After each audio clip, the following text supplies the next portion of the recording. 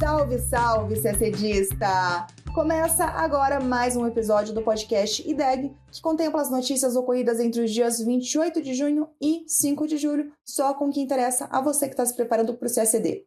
Vamos repercutir e contextualizar as eleições em 2 países na Europa. No Reino Unido, o Partido Trabalhista voltou ao poder depois de 14 anos e na França, a extrema-direita liderou o primeiro turno das eleições antecipadas. Falamos também de G20. Parlamentares dos países do agrupamento aprovaram ações para ampliar a participação feminina nas decisões políticas. Notícia importante sobre Mercosul. O Senado da Bolívia aprovou o protocolo de adesão do país ao bloco, nesse que é um dos últimos passos para a Bolívia se tornar membro pleno do Mercosul. E mais, apenas 17% dos ODS, os Objetivos de Desenvolvimento Sustentável da ONU, avançaram. Tem também política externa brasileira. O Brasil terminou de quitar suas dívidas junto a vários organismos internacionais. E falamos também dos 30 anos do Plano Real e da importância desse plano para a economia brasileira. Tudo isso em detalhes você acompanha agora no nosso podcast. Começamos falando de eleições na Europa. No Reino Unido, o Partido Trabalhista de centro-esquerda conquistou a maioria das cadeiras no Parlamento Britânico e elegeu Keir Starmer como novo primeiro-ministro do Reino Unido. As eleições gerais ocorreram na quinta, dia 4. Foi uma vitória esmagadora. Os trabalhistas conseguiram 412 das 650 cadeiras da Câmara dos Comuns, a Câmara Baixa do Parlamento Britânico. O Partido Conservador ficou em segundo lugar com 121 parlamentares eleitos, então 121 contra os 412 dos trabalhistas.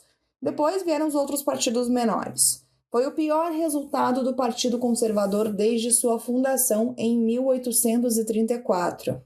Starmer substituirá Rishi Sunak, marcando o fim de um ciclo de 14 anos de líderes conservadores no poder no Reino Unido. O último representante do Partido Trabalhista a ser primeiro-ministro foi Gordon Brown, que sucedeu Tony Blair e ficou no cargo de junho de 2007 a maio de 2010. Depois disso, o Reino Unido teve 5 premiers conservadores: David Cameron, Theresa May, Boris Johnson, que concretizou o Brexit, Liz Truss e Rishi Sunak. Sempre bom lembrar como funciona a votação lá no Reino Unido. Os eleitores não escolhem seu primeiro-ministro diretamente, mas sim os 650 membros do parlamento que vão representar os distritos onde essa população mora. Esses parlamentares compõem a chamada Câmara dos Comuns, o equivalente à Câmara dos Deputados brasileira. O líder do partido que tiver a maioria do parlamento vai receber uma autorização formal do rei Charles III para assumir o cargo de primeiro-ministro e formar um governo. Nesse caso, o líder do Partido Trabalhista, o vencedor, foi Keir Starmer. Bom, e quem é Keir Starmer? Bom, ele foi procurador-geral da Inglaterra e do País de Gales. Ele tem 61 anos e é formado em Direito pela Universidade de Leeds. Foi eleito deputado apenas em 2015 e substituiu Jeremy Corbyn à frente dos trabalhistas em 2020. Desde então, ele tem insistido em aproximar o Partido Trabalhista das posições de centro. Durante a campanha eleitoral, ele definiu 6 prioridades: estabilidade econômica, redução da fila de espera do NHS, que é o Sistema Público de Saúde britânico, reforço da polícia, nova política energética, abertura de cargos para professores e criação de um centro de comando para aumentar a segurança das fronteiras. E por que o país do Brexit deu essa guinada à esquerda? Porque não se concretizou muita coisa do que os conservadores prometeram que ia melhorar com a saída do Reino Unido da União Europeia. Por exemplo, o principal argumento dos conservadores na época era que, com o Brexit, o Reino Unido estaria livre das amarras da União Europeia e poderia, então, fechar acordos comerciais com outros países. Na prática, aconteceu mais ou menos o contrário. Os custos de vida e dos negócios subiram, a burocracia aumentou e a parte da mão de obra estrangeira deixou o país. De 2020, quando foi concluído o acordo do Brexit para cá, o PIB vem encolhendo. Além disso, a população percebeu uma grande deterioração nos serviços públicos. A gente citou o NHS agora há pouco, né, e as listas de espera desse sistema, que é equivalente ao SUS brasileiro, né, para falar grosso modo. Essas listas estão ficando cada vez mais longas e há cada vez mais vagas não preenchidas. Desde 2022, houve muitas greves em todos os setores do Reino Unido, sem nenhum resultado satisfatório para os sindicatos. Não à toa, segundo a agência RFI, os eleitores consideraram saúde e educação como as questões mais importantes dessas eleições gerais. Rishi Sunak anunciou na sexta-feira, dia 5, sua renúncia ao cargo de primeiro-ministro do Reino Unido. Ele também deixará a liderança do Partido Conservador, mas ele foi reeleito deputado, então ele continua ocupando um assento no parlamento britânico. E nesta sexta também, Starmer discursou pela primeira vez já como novo primeiro-ministro do Reino Unido após se reunir com o rei Charles III. Enquanto isso, na França, a extrema-direita nunca esteve tão perto de chegar ao poder. O partido de extrema-direita Reunião Nacional, RN, de Marine Le Pen, saiu à frente no primeiro turno das eleições parlamentares francesas, realizado neste domingo, dia 30. O RN obteve 33% dos votos. A Nova Frente Popular, um grande bloco de partidos de esquerda, ficou em segundo lugar com 28% dos votos. E o bloco centrista do presidente francês, Emmanuel Macron, terminou em terceiro lugar com 20% dos votos. O pleito teve recorde de participação em quase 40 anos. Na França, o voto não é obrigatório. O resultado seguiu o que projetaram pesquisas de intenção de votos. Antes mesmo da divulgação dos resultados, Macron sugeriu uma aliança ampla entre candidatos republicanos e democráticos para o segundo turno das eleições que acontecem agora, em 7 de julho. Já Marine Le Pen pediu aos franceses que deem a maioria absoluta no parlamento ao seu partido no segundo turno. E agora vamos explicar o sistema político da França, que é semipresidencialista. Funciona assim: os eleitores elegem os partidos que vão compor o parlamento. A sigla ou a coalizão que obtiver mais votos indica então o primeiro-ministro, que governa em conjunto com o presidente. Já o presidente é eleito em eleições presidenciais diretas, separadas das legislativas, e é, na prática, quem ganha o maior protagonismo à frente do governo. Quando o presidente e o primeiro-ministro são de partidos políticos diferentes, a França vive o que chamam de governo de coabitação, o que ocorreu apenas 3 vezes na história da França e que pode paralisar o governo de Macron, se isso acontecer agora. Isso porque, nesse cenário, o presidente mantém o papel de chefe de Estado e da política externa, só que ele perde o poder de definir a política doméstica e de nomear ministros, o que ficaria a cargo do primeiro-ministro. Isso aconteceu pela última vez em 1997, quando o presidente de centro-direita, Jacques Chirac, dissolveu o parlamento pensando que ganharia uma maioria mais forte, mas inesperadamente perdeu o controle da casa para uma coalizão de esquerda liderada pelo Partido Socialista. Bom, o primeiro-ministro atual, Gabriel Attal, é aliado de Macron, mas se as pesquisas se concretizarem, quem deve assumir o cargo é Jordan Bardella, de apenas 28 anos, o principal nome do partido de extrema-direita de Le Pen. Mas também, de acordo com as pesquisas, o RN, o partido de Le Pen, não deverá conseguir maioria absoluta. Na nossa próxima edição do podcast, a gente te conta se essas previsões foram mesmo concretizadas. E agora o assunto é G20, que vale lembrar este ano está sob a presidência brasileira.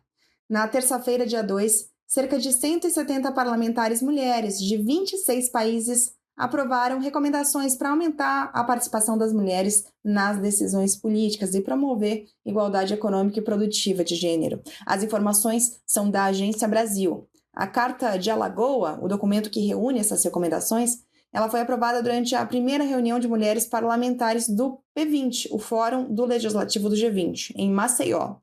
Entre as recomendações estão a ampliação do financiamento público para promover a igualdade de gênero e a busca da inclusão dos direitos das mulheres nas políticas, orçamentos e instituições dos países do G20, além da adoção de medidas que valorizem o trabalho não remunerado doméstico.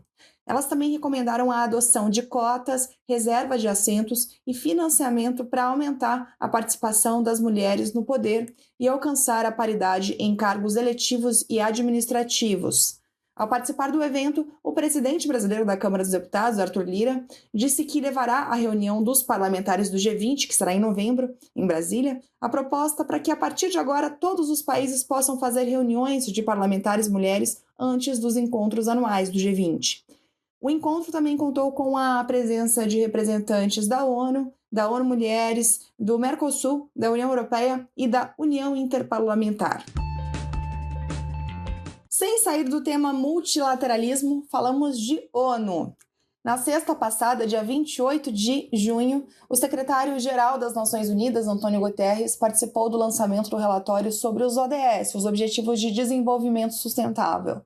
E ele trouxe esse dado alarmante, que apenas 17% das metas apresentaram avanços significativos. O relatório adverte que faltam apenas 6 anos para o fim do prazo, em 2030, e que o progresso atual está muito aquém do que é necessário. Sem investimentos em massa e ações em grande escala, segundo o documento, a realização dos ODS permanecerá indefinida. Além de apenas 17% das metas estarem no caminho certo, quase metade apresenta progresso mínimo ou moderado e mais de 1/3 está estagnado ou até regredindo. Os impactos persistentes da pandemia de Covid-19, a escalada de conflitos, as tensões geopolíticas e o crescente caos climático foram os principais fatores que prejudicaram os resultados. Segundo o relatório, mais 23 milhões de pessoas foram empurradas para a pobreza extrema e mais 100 milhões de pessoas estavam sofrendo de fome em 2022 em comparação com 2019. Esse ano também foi o mais quente já registrado, com as temperaturas globais se aproximando do limite crítico de 1,5 graus Celsius. O estudo destaca a necessidade urgente de uma cooperação internacional mais forte e mais eficaz para maximizar o progresso. Para Guterres, a promessa de acabar com a pobreza, proteger o planeta e não deixar ninguém para trás deve ser cumprida nos próximos 6 anos. O texto aponta algumas prioridades urgentes para reverter o cenário, como o financiamento do desenvolvimento. Segundo o relatório, a lacuna de investimento dos ODS nos países em desenvolvimento agora é de 4 trilhões de dólares por ano. Outra prioridade é o foco em paz e segurança.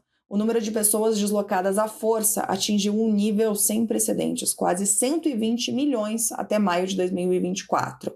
As mortes de civis aumentaram em 72% entre 2022 e 2023, em meio à escalada da violência, destacando a necessidade urgente de paz. É essencial resolver os conflitos em andamento por meio do diálogo e da diplomacia, segundo Guterres. Por fim, o relatório destaca o aumento da implementação com investimentos maciços e parcerias eficazes para promover transições críticas em alimentos, energia, proteção social e conectividade digital. Segundo a ONU, a Cúpula do Futuro, que acontecerá nos dias 22 e 23 de setembro em Nova York, será fundamental para colocar o mundo de volta no caminho certo para alcançar os ODS. Os debates incluirão a abordagem da crise da dívida que está impedindo o avanço de tantos países em desenvolvimento e a necessidade urgente da reforma da arquitetura financeira internacional. Agora falamos de Mercosul. Mais um grande passo foi dado para a adesão da Bolívia ao bloco. Na quarta, dia 3, o Senado boliviano aprovou por unanimidade o protocolo de adesão da Bolívia ao Mercosul. O texto já foi aprovado pela Câmara dos Deputados do país e agora segue para a sanção presidencial. E depois disso, cabe ao presidente da Bolívia, Luiz Arce, ratificar o protocolo. A adesão da Bolívia já havia sido ratificada por Argentina, Uruguai, Paraguai e Brasil. Uma vez ratificado pela Bolívia, o instrumento entrará em vigor em 30 dias e o país terá um período de até 4 anos para incorporar o acervo normativo do Mercosul. O Itamaraty publicou nota afirmando que o governo brasileiro tomou conhecimento com satisfação da notícia. Segundo a nota, a plena incorporação da Bolívia ao bloco abrirá novas oportunidades para incremento do comércio e dos investimentos, além de possibilidades de aprofundamento da cooperação em temas sociais para os 5 países envolvidos, contribuindo para o crescimento econômico e a prosperidade dos membros do Mercosul. A próxima reunião de cúpula do Mercosul está marcada já para a próxima segunda-feira, dia 8, em Assunção, no Paraguai, e ela terá como destaque o anúncio do ingresso pleno da Bolívia, segundo a Agência Brasil. Com a entrada da Bolívia, o Mercosul passará a ter 6 membros efetivos, ainda que um deles, a Venezuela, esteja suspenso do bloco por tempo indeterminado. O presidente Lula irá à Bolívia logo após a cúpula do Mercosul e, segundo o Itamaraty, voltará a expressar solidariedade ao presidente Luiz Arce, com quem deve ter reuniões bilaterais. Vamos lembrar que a Bolívia sofreu uma tentativa de golpe na semana passada, que, enfim, foi só uma tentativa e Luiz Arce segue no comando do país. Bom, ainda de acordo com a Agência Brasil, estão previstas lá na Bolívia reuniões de Lula com empresários brasileiros e bolivianos que atuam na região de fronteira, que é a maior do Brasil com outro país. Deverão ser discutidos ainda assuntos relativos à migração entre os dois países e à segurança, sobretudo no que diz respeito ao narcotráfico. E essa é a deixa para falarmos de política externa brasileira. O Ministério das Relações Exteriores informou que no primeiro semestre de 2024 foram quitados 847 milhões de reais referentes a compromissos do Brasil com organismos internacionais. Parte desses recursos quitou integralmente a contribuição regular do Brasil à ONU. O Brasil integra o quadro de honra de países que efetuaram o pagamento ainda no primeiro semestre do ano. É a primeira vez na última década em que esse pagamento é quitado pelo Brasil na primeira metade do ano. Foram também saudadas as contribuições a outras organizações internacionais, como a CPLP, a OMS, a OMC e a Unesco. Na esfera regional foram registrados pagamentos a organismos como a OEA, a ALAD e a OTCA. Além disso, foram pagas as contribuições referentes à Secretaria do Mercosul, ao Instituto Social do Mercosul e à Secretaria do TPR, o Tribunal Permanente de Revisão do Mercosul. O país também saudou compromissos importantes nas áreas de meio ambiente e mudança do clima. Essa leva de pagamentos foi a continuidade dos esforços empreendidos em 2023, quando o Brasil pagou mais de 4 bilhões de reais em compromissos financeiros, incluindo passivos de anos anteriores. Segundo o MRE, ao honrar suas contribuições junto a organismos internacionais, o Brasil fortalece sua atuação no cenário global, reafirma o compromisso com o multilateralismo e reforça a integração regional. E, para finalizar, mais notícia de Brasil. O dia 1º de julho, que caiu na segunda-feira, marcou os 30 anos da implementação do Plano Real, considerado um dos planos mais inovadores da economia mundial.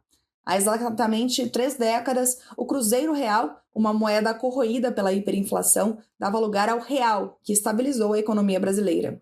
Uma aposta arriscada para tentar desindexar a inflação após sucessivos planos econômicos fracassados.